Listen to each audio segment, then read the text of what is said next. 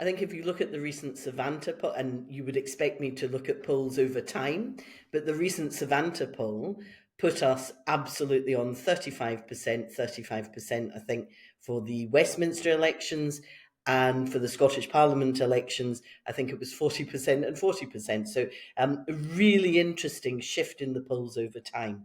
Now, always in my head, I have thought that 35% was a tipping point. And I do believe we've reached that now.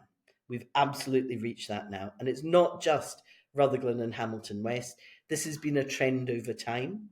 But I don't just rely on the polls. I love spending time on the doors in my constituency and indeed on others, talking to people, because you get a real sense of, let me use that word that Andy used, the journey that they're on, because they're changing their votes. There are people who frankly are sick of the Tories and understand that the best way to get rid of them is to vote Labour.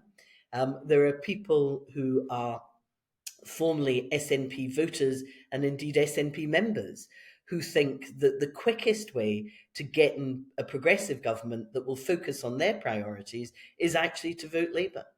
So there are things that are changing across the country in people's voting intentions. That's mirrored in the polls. It's what I see on the doorsteps. I think we've reached that tipping point.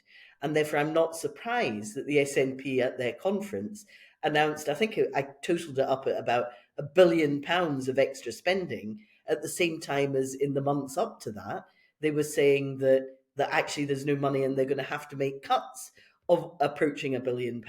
They are panicking about what's going on, and it's the voters, frankly, that are passing judgment on them.